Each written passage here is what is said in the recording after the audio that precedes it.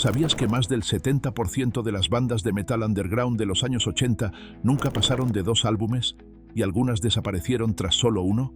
Desde el hielo helado de Winter hasta el caos alucinante de Watchtower, estas bandas dejaron huella y luego desaparecieron. Aquí están las bandas de heavy metal que desaparecieron sin dejar rastro. First Winter. En las frías y vacías calles de la ciudad de Nueva York de finales de los 80, algo oscuro y diferente comenzó a crecer. No era solo otra banda que tocaba metal rápido y ruidoso. Era algo más lento, más aterrador y más inquietante. Esta banda se llamaba Winter. Mientras la mayoría de las bandas de metal aceleraban sus canciones, Winter hacía lo contrario. Ralentizaron tanto todo que cada nota parecía arrastrarte a un mundo oscuro y helado. La banda estaba formada por 3 miembros: John Allman a la voz y el bajo, Stephen Flamm a la guitarra y Joe Goncalves a la batería. En 1990, lanzaron su álbum Into Darkness a través de Future Shock Recordings, pero no era un álbum para escuchar, era algo que se sentía en los huesos. Todas las canciones eran pesadas, lentas y llenas de tristeza. Sonaban como si el mundo se estuviera acabando lentamente, nota a nota. Canciones como Eternal Frost y la canción que da título al álbum, Into Darkness, hacían sentir a los oyentes atrapados en un mundo donde la esperanza se había desvanecido. Su sonido ayudó a dar origen a un nuevo tipo de metal oscuro, lento y pesado, que más tarde se denominaría Funeral Doom o Sludge Metal. Incluso la portada del álbum era fría y vacía, en perfecta sintonía con la música. Al principio, Into Darkness no causó gran revuelo, pero con el tiempo fue llegando poco a poco a más y más fans del metal, especialmente a aquellos a los que les gustaba la música pesada, que te hacía pensar y sentir profundamente. La música de Winter se extendió como una niebla que avanza lentamente, colándose en los corazones de las personas que buscaban algo más oscuro que todo lo que habían escuchado antes. Y tan rápido como llegó, Winter desapareció. En 1994 lanzaron un EP llamado Eternal Frost, que incluía más canciones grabadas durante la misma época que su álbum. Luego, silencio. Nadie sabía realmente por qué se separaron. No hubo ninguna pelea pública ni un concierto de despedida. La banda simplemente desapareció, dejando a sus fans con un álbum y un EP. Algunos se preguntaban si su música era demasiado heavy como para seguir adelante. Otros pensaban que quizá ese álbum era todo lo que querían decir. Fuera cual fuera la razón, su repentino silencio solo los hizo más misteriosos. Durante años, Winter se convirtió casi en un fantasma en el mundo del metal. La gente hablaba de ellos en voz baja, coleccionaba sus discos raros y mantenía viva su leyenda. Ya no eran solo una banda, eran un símbolo de cómo la música podía ser aterradora y hermosa al mismo tiempo. Su música demostró que, a veces, lo más aterrador no es el ruido fuerte, sino la sensación silenciosa y lenta de la nada.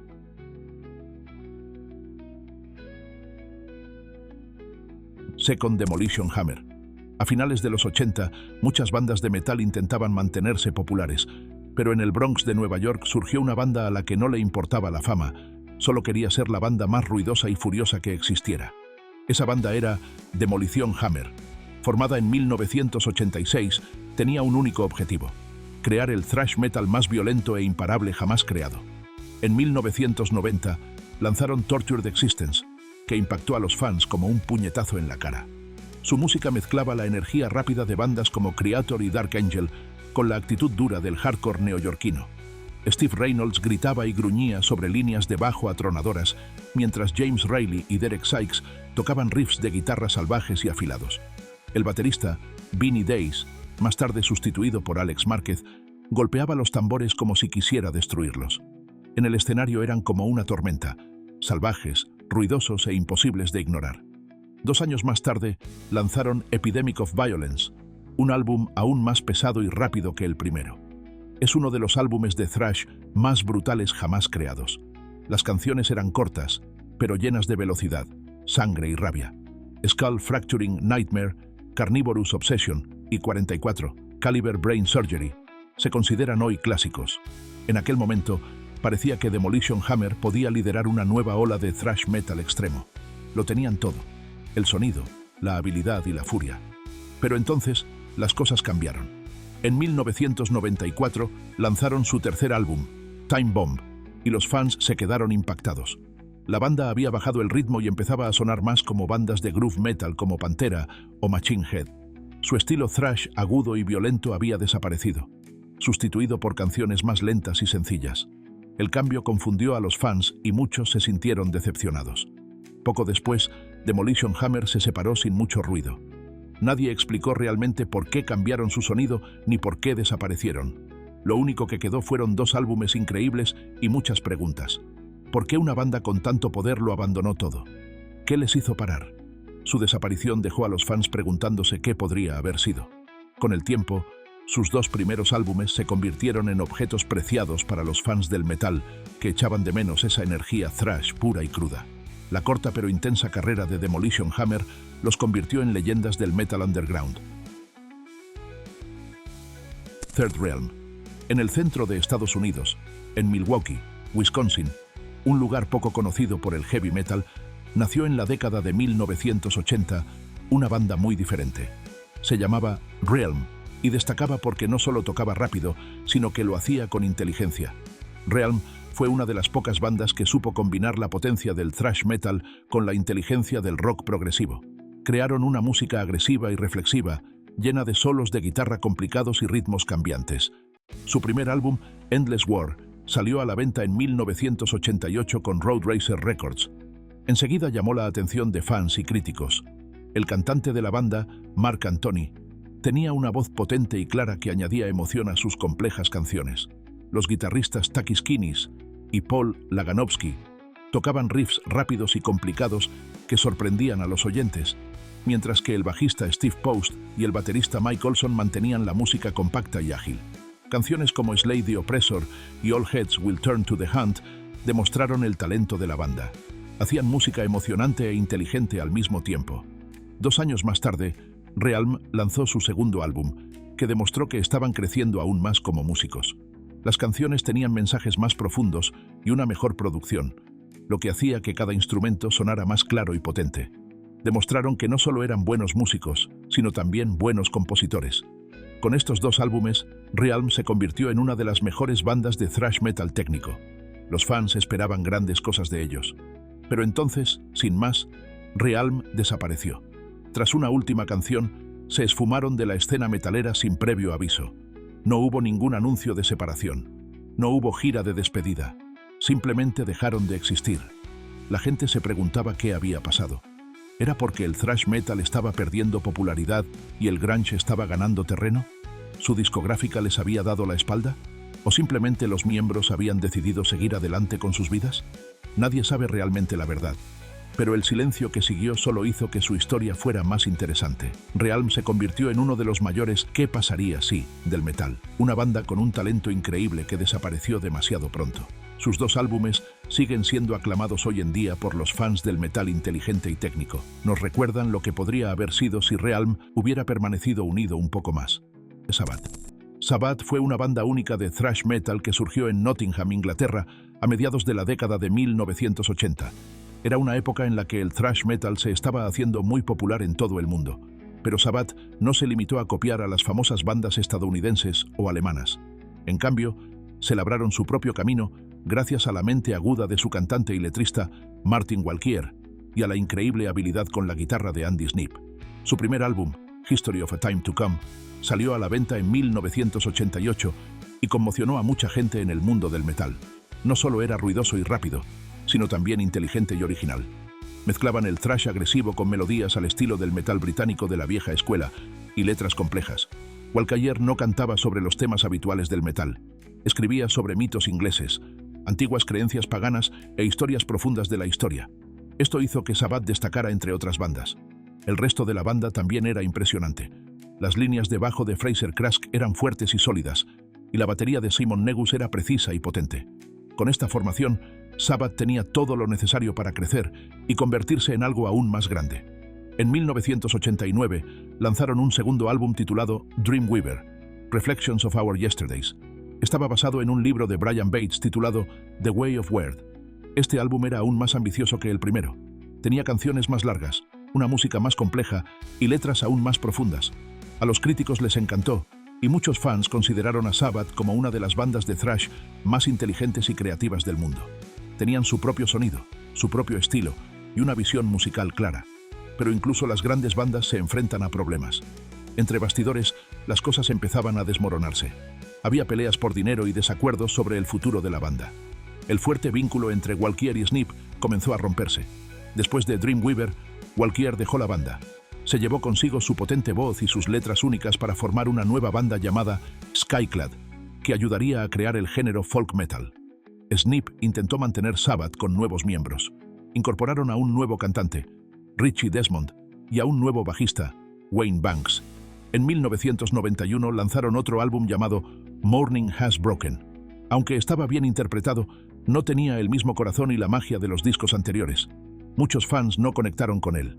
Poco después, Sabbath se separó. Aunque Sneap se convirtió más tarde en uno de los productores más exitosos del metal, la formación original de Sabbath era algo especial. Tenían el talento, las ideas y la pasión para cambiar la escena thrash. Pero antes de que pudieran alcanzar todo su potencial, todo llegó a su fin.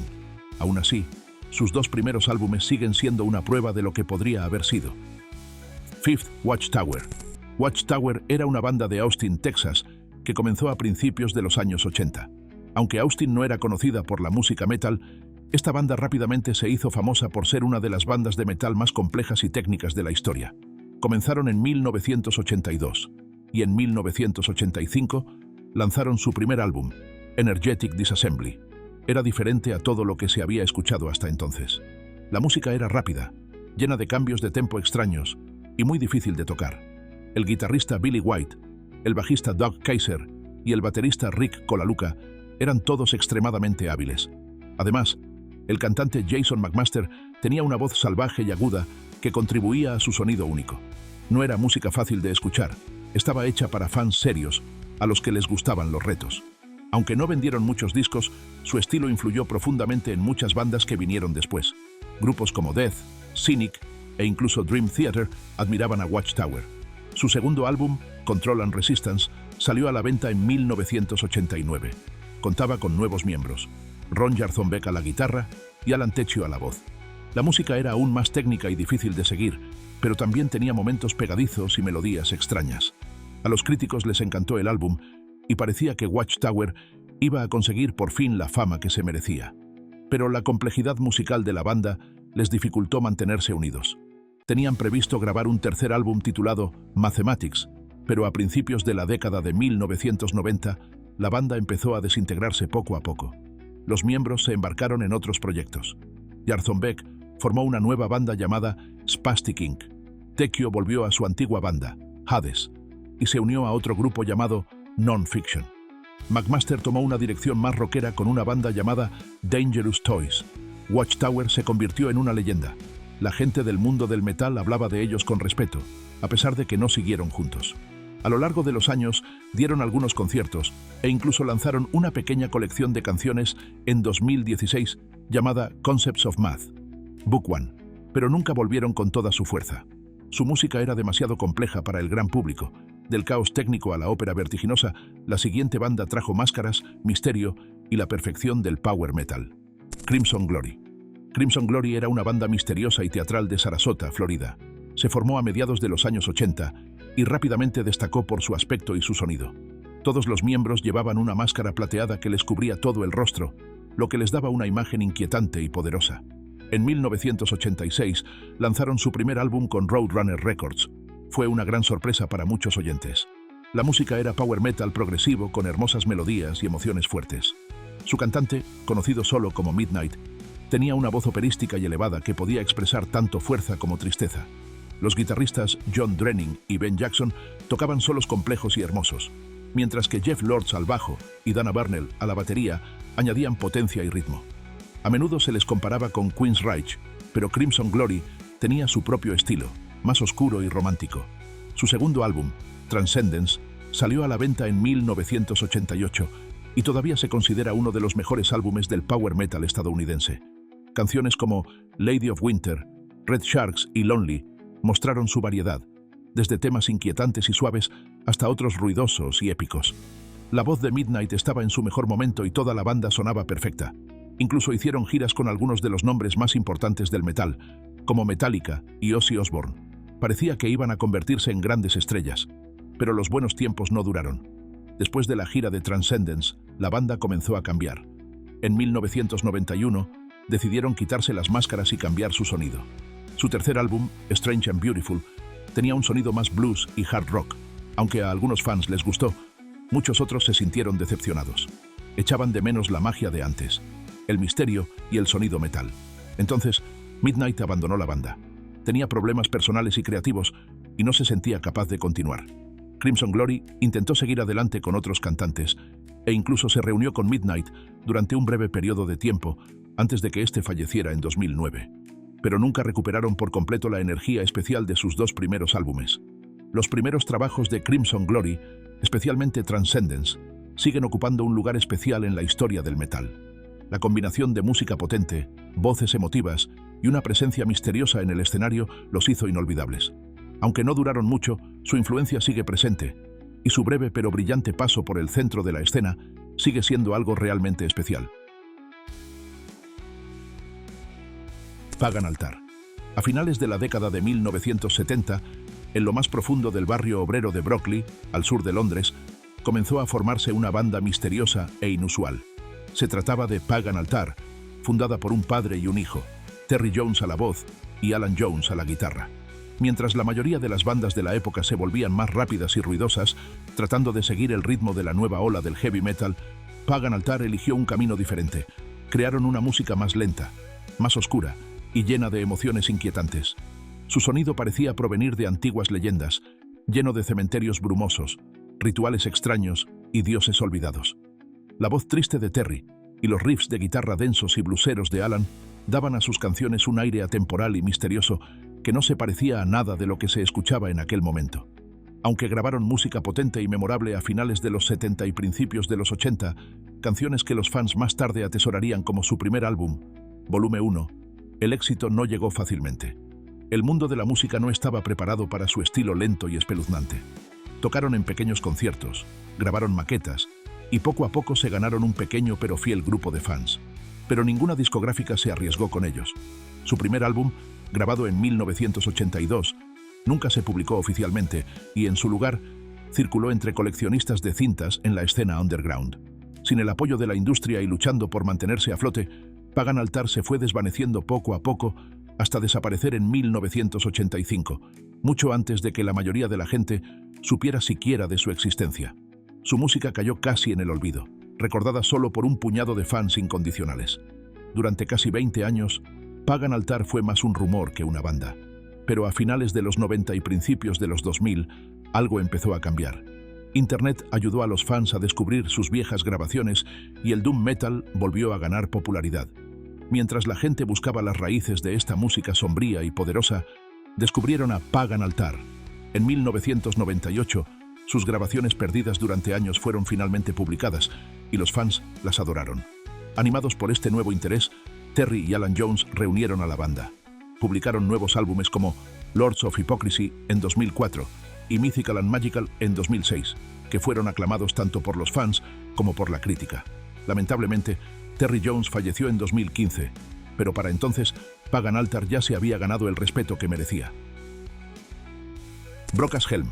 En 1982, en el corazón de San Francisco, nació un nuevo tipo de banda de heavy metal. A esta banda no le interesaba seguir las reglas ni perseguir la fama. Se llamaban Brokas Helm, eran ruidosos, orgullosos y completamente únicos. Liderados por el cantante y guitarrista Bobby Wright, junto con el bajista Jim Schumacher y el baterista Jack Hayes, mezclaban el heavy metal con historias de fantasía y temas medievales. Su aspecto y su sonido parecían sacados de una batalla antigua, con armaduras caseras y canciones que sonaban como cánticos de guerra. En una época en la que el thrash y el glam metal estaban ganando terreno, Brokas Helm se negó a seguir las tendencias. Querían mantener el heavy metal auténtico, crudo y lleno de pasión. Su primer álbum, Into Battle, salió a la venta en 1984 y estaba repleto de canciones salvajes y enérgicas sobre héroes, espadas y luchas. Pero su fuerte visión no siempre encajaba con lo que querían las discográficas. Chocaron con las discográficas por su música, su imagen e incluso las portadas de sus álbumes. Esto les dificultó seguir sacando música. Tardaron 4 años en terminar su segundo álbum, Black Death, que finalmente salió a la venta en 1988. A pesar de que tenía canciones increíbles y un estilo atrevido y único, el álbum no tuvo una gran distribución. Sin mucho apoyo, Brokas Helm no consiguió la atención que merecía y poco a poco se fue desvaneciendo. Durante muchos años después de eso, la banda casi desapareció. Rara vez daban conciertos y los fans se preguntaban si volverían a saber algo de ellos. Pero Brockhaus nunca se separó oficialmente, simplemente siguió a su ritmo. En 2004 regresaron con un nuevo álbum llamado Defender of the Crown, el primero en 16 años. Demostró que no habían perdido ni su garra ni su pasión. Aunque siempre se han mantenido alejados de los focos, Brockhaus ha conseguido crear un pequeño pero fiel grupo de fans en todo el mundo. Son el tipo de banda que nunca se rinde ni se vende. Hacen las cosas a su manera y, por eso, se han convertido en leyendas underground. Y si pensabas que el metal era un club de chicos, la siguiente banda rompió ese mito con una voz y una visión que ardía con un fuego implacable. Hellion.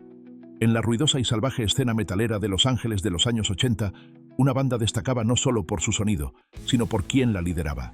Esa banda era Hellion, y al frente estaba Anne Boleyn, una mujer feroz y talentosa que lo hacía todo. Era cantante, líder, compositora e incluso creó su propio sello discográfico. En un mundo en el que la mayoría de las bandas estaban formadas por hombres, ella demostró que las mujeres también podían liderar el metal. Con su potente voz y su impactante presencia en el escenario, guió a Hellion a través de la dura y competitiva escena musical. A su lado estaban guitarristas como Ray Schenk y Chet Thompson, que ayudaron a dar forma al sonido agudo y ardiente de la banda. Su música mezclaba el heavy metal clásico con velocidad y energía, y sus canciones eran pegadizas y atrevidas. Las primeras grabaciones de Hellion, como su EP de 1983 y el mini-álbum Postcards from the Asylum de 1986, llamaron la atención de los fans, especialmente en Europa, donde el metal tradicional seguía siendo fuerte. Aparecieron en revistas y dieron conciertos emocionantes, ganándose una base de fans fieles. Su álbum de 1987, Screams in the Night, producido por el teclista de Ronnie James Dio, Claude Schnell, estaba pulido y lleno de potencial. Canciones como Run for Your Life dejaron claro que tenían algo especial. Todo parecía estar alineado para que alcanzaran el éxito. Pero las cosas no salieron según lo previsto. La banda sufrió muchos cambios de miembros y las largas pausas dificultaron la consolidación de su éxito. Tras otro EP en 1989 que revisaba canciones anteriores, Hellion desapareció del foco de atención durante un tiempo. Anne Boleyn volvió a reunir a la banda en los años siguientes con diferentes músicos y lanzaron más música e hicieron algunas giras. Pero la magia de la formación original y de aquellos primeros años era difícil de recuperar. Los fans se quedaron con la duda de qué podría haber pasado si la banda se hubiera mantenido más estable y activa durante los años dorados del metal. Hellion lo tenía todo: la voz, las canciones y la imagen, pero demasiadas pausas y cambios les frenaron. Aún así, su legado sigue siendo fuerte, sobre todo por demostrar que una mujer poderosa podía liderar una banda de metal con fuerza y fuego. Manila Road. A finales de la década de 1970, en la tranquila y ventosa ciudad de Wichita, Kansas, una banda diferente a todas las demás comenzaba a tomar forma. Se trataba de Manila Road, creada por Mark "The Shark" Shelton, un guitarrista, cantante y compositor con una gran imaginación y amor por las historias fantásticas. Desde el principio, Manila Road no estaba interesada en copiar a bandas populares ni en intentar sonar como nadie más.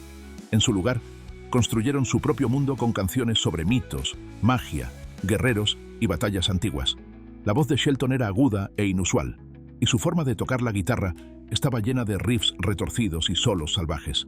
Aunque la banda cambió de miembros a lo largo de los años, con gente como el baterista Randy Thrasher Fox y el bajista Scott Park permaneciendo durante mucho tiempo, el corazón de Manila Road siempre fue Shelton y su poderosa visión. A lo largo de la década de 1980, Manila Road lanzó varios álbumes que se convirtieron en tesoros para los fans del heavy metal épico. Álbumes como Crystal Logic en 1983, Open the Gates en 1985, The Deluge en 1986 y Mystification en 1987 demostraron lo creativos y centrados que eran. Estos discos contaban historias largas y salvajes, llenas de peligro, magia y valentía, como las páginas de un viejo libro de espadas y brujería convertido en música. Su estilo era atrevido y lleno de emoción, y aunque no gustaba a todo el mundo, era muy querido por sus fans, especialmente en Europa, donde su culto se hizo muy fuerte. Pero incluso con álbumes tan potentes y seguidores tan fieles, la banda nunca llegó a ser muy famosa. El hecho de proceder de una ciudad pequeña y trabajar con discográficas más modestas les dificultó darse a conocer ante un público más amplio. Tras publicar su álbum The Courts of Chaos, de 1990, más oscuro y pesado, la banda se disolvió. Shelton pasó a otros proyectos, entre ellos uno llamado The Circus Maximus, y los fans se quedaron con la duda de si Manila Road volvería alguna vez. Durante casi 10 años, Manila Road permaneció en silencio. En la década de 1990, el heavy metal cambió mucho y el tipo de metal fantástico que tocaba Manila Road se volvió poco común. Fue una época difícil para los fans que aún creían en ese tipo de música. Parecía que Manila Road había desaparecido para siempre. Pero, en secreto, su música seguía compartiéndose y celebrándose entre quienes sabían lo especial que era. Estos fans mantuvieron vivo el nombre de la banda, pasando de mano en mano los viejos álbumes y hablando de las historias que Shelton había escrito. Su música era como un tesoro secreto, conocido solo por aquellos que lo buscaban. Entonces, ocurrió algo increíble. A finales de los 90 y principios de los 2000, Mark Shelton volvió a reunir a la banda. Estaba lleno de nuevas ideas y listo para volver a tocar. Manila Road lanzó varios álbumes nuevos y comenzó a hacer giras por todo el mundo, consiguiendo por fin parte de la atención y los elogios que siempre mereció. Para muchos fans más jóvenes que nunca los habían visto en directo, fue un sueño hecho realidad. Habían vuelto de las sombras y demostraron que aún tenían fuerza. Lamentablemente, Shelton falleció en 2018, pero para entonces, Manila Road ya había regresado con fuerza. Ese largo periodo en el que estuvieron desaparecidos, especialmente durante la década de 1990, siempre será recordado como una época triste en la que la llama de la banda estuvo a punto de apagarse. Pero no se quedaron fuera para siempre.